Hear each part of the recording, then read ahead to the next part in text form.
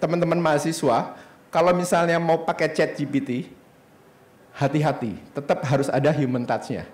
Apakah dengan kita memanfaatkan AI tersebut atau ChatGPT, kemudian copyright-nya akan belong ke kita atau belong kepada si penulis awal? Pada saat ada sebuah narasi yang sama dengan si pencipta tulisan awalnya, itu akan menjadikan permasalahan di kemudian hari. Assalamualaikum warahmatullahi wabarakatuh. Jam-jam kritis, jam segini, saya membuka dengan sebuah lukisan Rembrandt, karya Rembrandt. Rembrandt itu adalah seorang pelukis. Walaupun di sini ada bos saya, yang seorang pelukis juga dan seorang fotografer yang sangat famous. Tapi saya mencoba membuka dengan sebuah lukisan Rembrandt. Kenapa Rembrandt? Karena dia itu menjadi sebuah panutan di abad ke-17 oleh pelukis-pelukis di Eropa. Dan Google itu mulai mendanai untuk kecerdasan buatan dengan menulis artikel berita lokal. Dan pada tahun 2016, sekelompok museum peneliti Belanda, dia meluncurkan potret berjudul The Next Rembrandt. Itu adalah, di sini bukan berarti Google is the next Rembrandt, tetapi di sini adalah bagaimana sebuah mesin pencari, sebuah machine learning, deep learning, di AI itu bisa sampai dengan menciptakan sebuah lukisan. Pertanyaannya, bagaimana algoritma digital mempengaruhi strategi komunikasi dan kampanye kehumasan? Tadi sebetulnya sudah dibahas oleh Mas Ismail Fahmi. Tadi saya bisikin, Mas, harusnya jangan hanya masalah yang tadi Muhammadiyah keluar dana dari BSI, tapi kenapa peristiwa itu terjadi setelah RUPS? Oh maaf, nggak boleh menceritakan itu di sini. Jadi bagaimana algoritma digital mempengaruhi strategi komunikasi dan kampanye kehumasan. Nah, kita tahu tadi sudah disampaikan juga oleh Mas Fahmi bahwa AI itu ada macam-macam. Ada machine learning, ada deep learning, ada neural network. Tetapi dalam dunia teknologi, ini adalah sebuah kecerdasan buatan. Nah, definisi kecerdasan buatan itu kan tadi yang disampaikan. Tergantung input yang diberikan ke dalam kecerdasan buatan itu sendiri.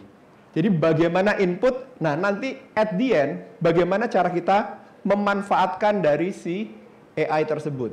Ada beberapa artificial intelligence, tadi sudah disampaikan, ada machine learning, ada neural networking, ada natural language processing, ada robotik. Kalau yang terkenal mungkin, kalau di sini ada yang Alexa, ya, dari Amazon, kemudian ada Siri dari Apple. Ada contoh-contohnya, begitu dia bicara dengan mesin berbasis Apple, dia bilang, "Hai Alexa," and then si Siri-nya, "Who is Alexa?" Nah, seperti itu ya kira-kira ya. Jadi itulah karena kemajuan dari teknologi itu sendiri. Nah, terus kalau sekarang beberapa contoh itu ada yang namanya voice recognition. Kemudian ada yang namanya kayak semacam face recognition. Profesi seorang wartawan.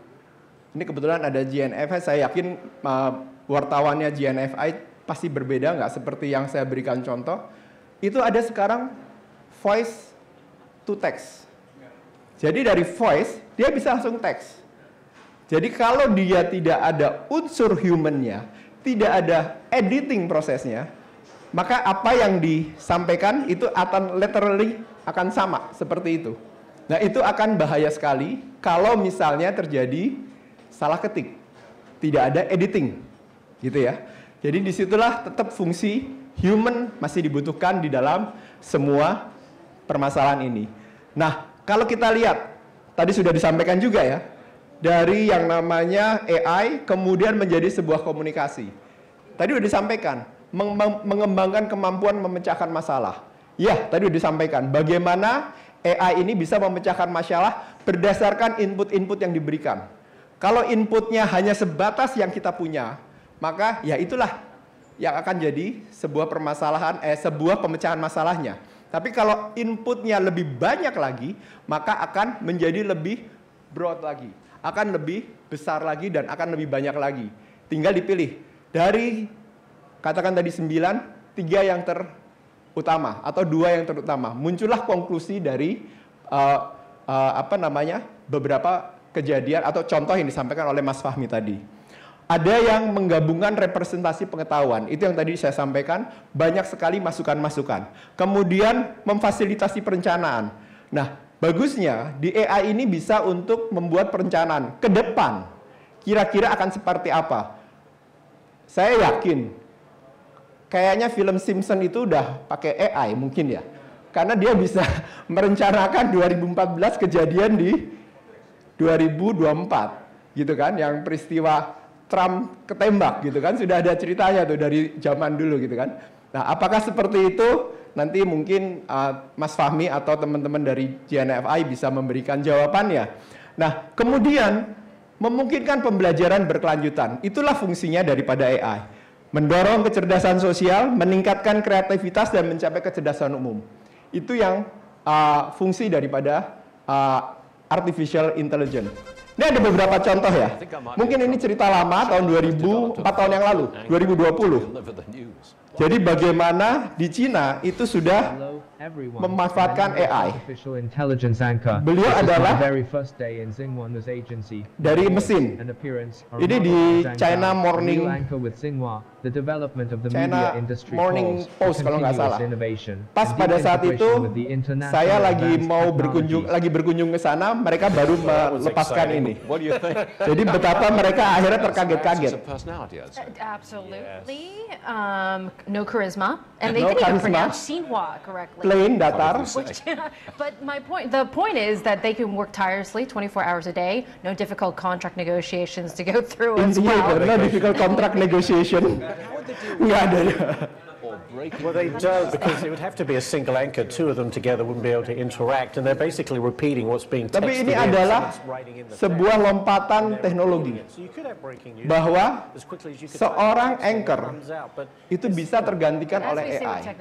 Dulu masih ingat ya, ada sebuah pemberitaan yang dia mengambil dari peristiwa kejadian olahraga. Katakan sesama penggemar MU mas, kita mas. MU melawan Chelsea. Nah, itu langsung kelihatan tuh. Tetapi itu disajikan secara statistik. Berapa penguasaan bola MU, berapa penguasaan bola Chelsea, dan selanjutnya. Itu bisa tersajikan dalam sebuah berita di sebuah pemberitaan. Nah, intinya adalah bagaimana sih kita memastikan bahwa transparansi dan etika dalam kampanye kehumasan di tengah penggunaan AI. Saya menemukan sebuah semacam proceeding atau semacam artikel itu yang dikeluarkan oleh NUS, itu Profesor David Tan dari NUS Law.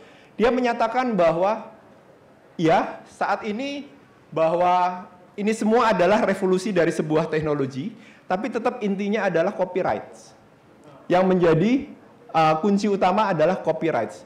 Apakah dengan kita memanfaatkan AI tersebut atau ChatGPT, kemudian copyright-nya akan belong ke kita atau belong kepada si penulis awal? Pada saat ada sebuah narasi yang sama dengan si pencipta tulisan awalnya, itu akan menjadikan permasalahan di kemudian hari. Makanya buat saya bilangnya teman-teman aja ya, karena saya kan agak-agak, teman-teman kan milenial, aku kan kolonial ya, karena tahun depan udah pensiun gitu kan. Jadi buat teman-teman nih, ada teman-teman mahasiswa, kalau misalnya mau pakai ChatGPT, hati-hati, tetap harus ada human touch-nya. Saya bersyukur banget, zaman saya kuliah nggak ada ChatGPT, zaman saya kuliah nggak ada Google, jadi saya masih pakai Word mas, bikin skripsi. Word-nya cuman tidak yang versi 2.0, tapi yang 4.0. Jadi masih tetap Word saya pakai kuliahnya. Tahun 92 saya lulus kuliah, jadi saya masih pakai Word. Kalau sekarang Nenda udah pakai apa Nenda? Canva kayaknya untuk bikin materi kuliahnya. Nah, intinya adalah bahwa yang perlu diperhatikan dalam penerapan AI pada strategi kehumasan, para humas itu speaking on behalf of a company. Satu, gitu ya. Kemudian kita harus bisa yang tadi disampaikan, mengetahui teknologi. Bahwa embrace the technology for the future ready. Kalau kita nggak mengenal AI, at least kita bukan bersaing dengan komputer, tapi kita bersaing dengan orang yang tidak bisa komputer. Gitu ya. Kemudian AI enabler of productivity. Tadi sudah disampaikan, meningkatkan produktivitas kita sebagai seorang humas. Bagaimana kita bisa memanfaatkan si AI itu untuk membantu kita. Jangan kita yang ngikutin mereka. Oke, begitu boleh, tapi tetap harus ada human touch. Nanti kalau bicara mengenai bagaimana sebuah berita atau sebuah caption itu bisa menjadi sebuah viral, bukan hanya berdasarkan kata kunci atau keyword, tetapi harus ada unsur personalisasinya. 2 SKS lagi nanti kalau mau bicara personalisasi sama saya. Jadi di situ untuk enabler of productivity itu bisa checking, tadi sudah disampaikan, bisa lebih cepat, faster, ada menggunakan kata-kata yang best word seperti apa. Kita bisa pakai dari AI. Dan remember, ownership right-nya. Harus ingat, ownership right-nya.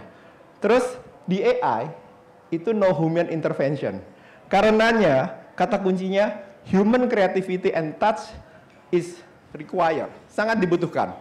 Kalau kita lihat, mungkin Mas Boy tahu bahwa saat ini internet itu sudah 216 juta penduduk Indonesia terkoneksi dengan internet.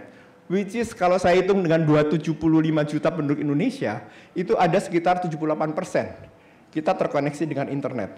Betapa mudahnya hidup kita dengan adanya internet. Satu.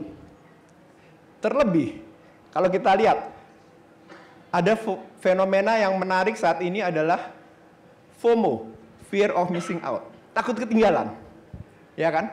Kalau kita nggak melakukan ini, kalau gua nggak ke taman safari nih, wah gua ketinggalan sama teman-teman gua. Bisa seperti itu ya, FOMO. Terlebih ada YOLO, you only live once, sekali seumur hidup. Lo harus ngerasain ke taman safari, turun ke kandang macan, gitu ya? Nggak, ini bercanda. Ada FOPO juga gitu kan, fear of people opinion, ya kan? Sekarang lagi tren.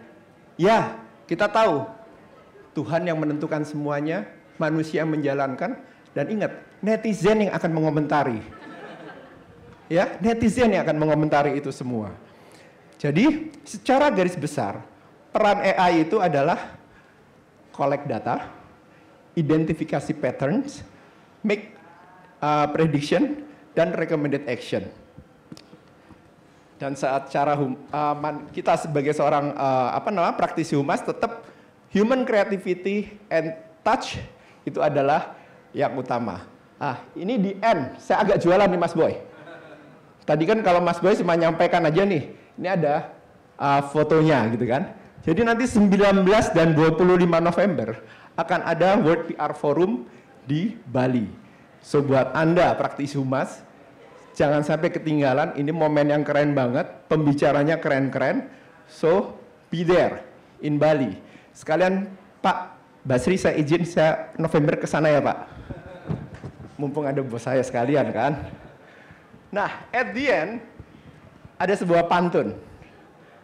Karena saya kan dari RAPP ya, Riau Andalan Pulp and Paper, April, berlokasi di Pangkalan Kerinci Riau. Jadi saya akan closing materi saya dengan sebuah pantun. Batangnya tinggi si pohon rambutan, buahnya dimakan bersama teman. Mohon dukungan bagi semua undangan agar PR Indonesia menjadi kebanggaan. Itu aja dari saya, terima kasih. Wassalamualaikum warahmatullahi wabarakatuh.